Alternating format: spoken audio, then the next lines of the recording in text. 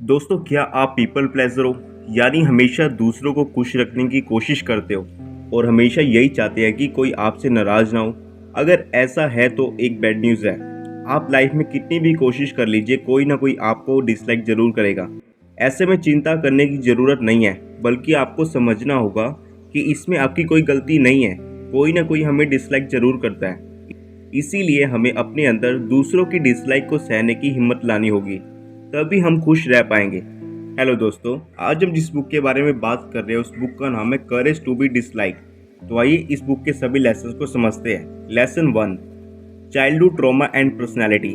इस लेसन में ऑथर ने चाइल्डहुड ट्रॉमा की साइकोलॉजी के बारे में बताया है। हमारी आज जो भी पर्सनैलिटी है वो हमारे बचपन के ट्रॉमा पर ही बेस्ड होती है। अगर आपको बचपन में बुरे अनुभव हुए हैं तो बड़े होकर भी वो अनुभव आपके सबकॉन्शियस ब्रेन में छुपे रहते हैं।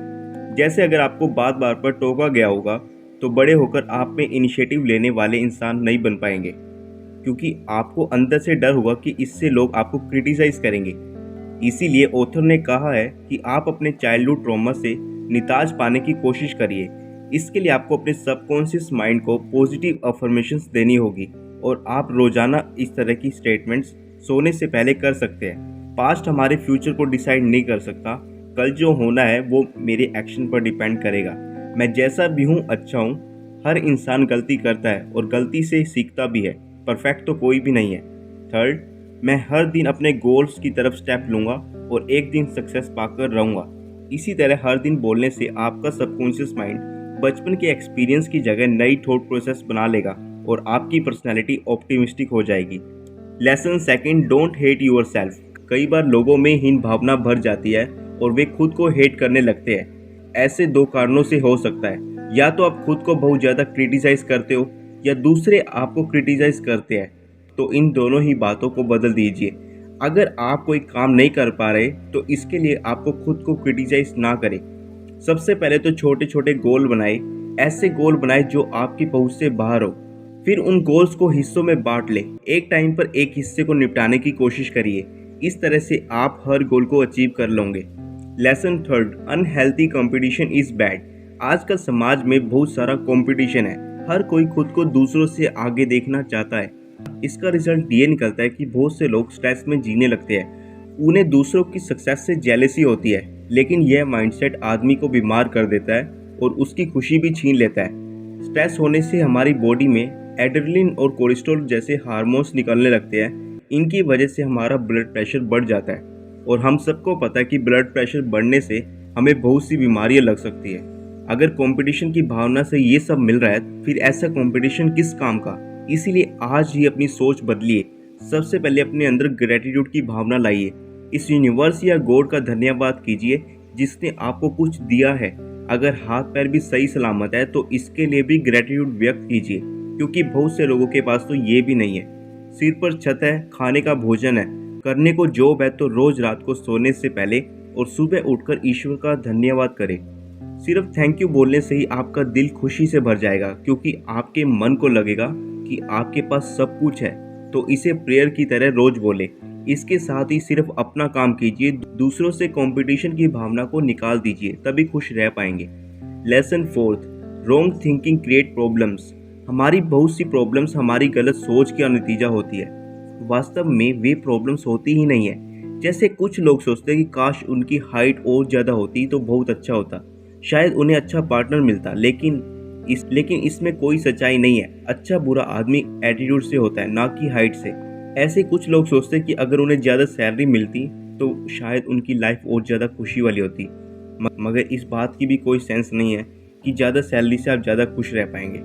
Lesson 5, doing mistake is okay. बहुत से लोग सोचते हैं कि अगर वे अपनी गलती मान लेंगे तो शायद लोग उन्हें स्टूपिड समझेंगे, इसलिए वे गलती मानते ही नहीं और झूठ बोल देते हैं। लेकिन इससे बात बनने की बजाय और बिगड़ती है और दूसरे लोग मन ही मन उनके प्रति गलत सोच बना लेते हैं, क्योंकि आज की डेट में कोई भी बेवकूफ़ तो है नहीं।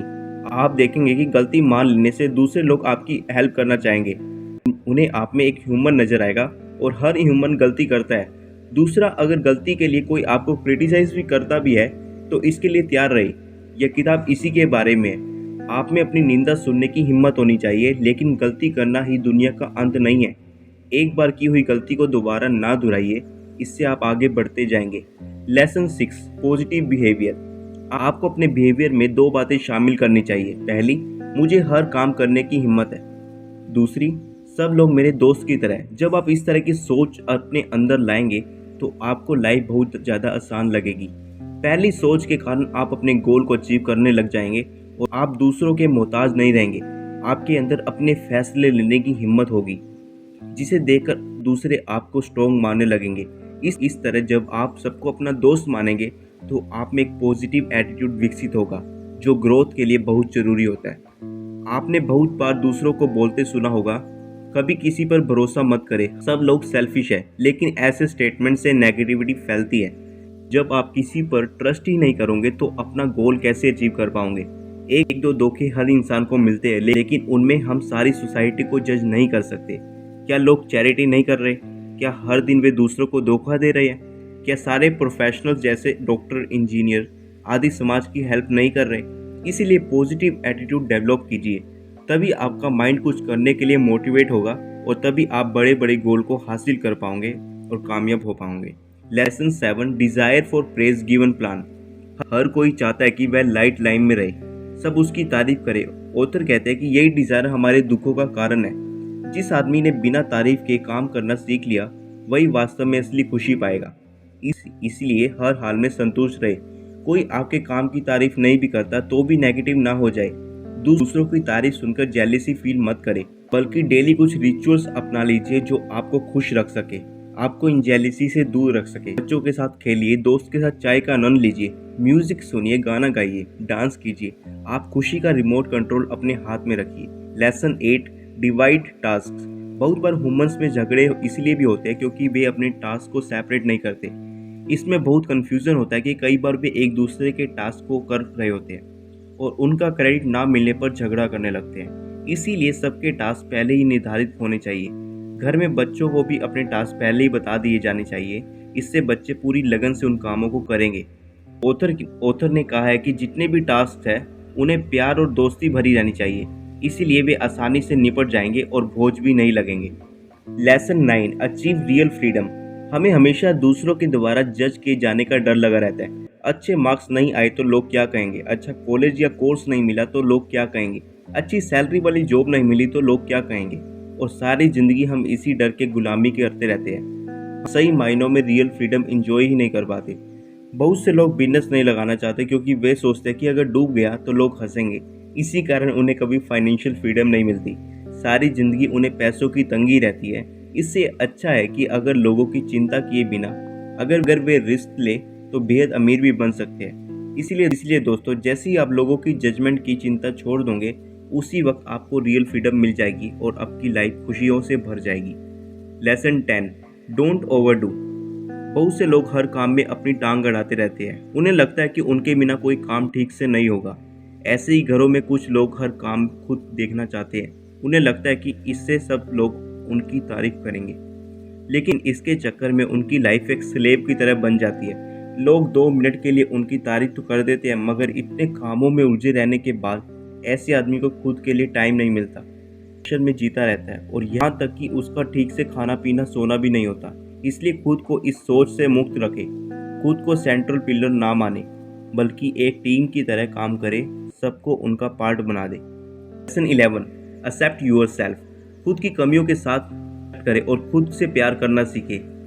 भी परफेक्ट नहीं है, अगर आपके हाथ में हो तो उन कमियों को सुधार करते रहिए। ऐसे ही दूसरों की कमियां भी मत देखते रहिए, बल्कि उन पर कॉन्फिडेंस रखिए। आज तक उन्होंने जो भी किया है उनके लिए उनका धन्यवाद कीजिए।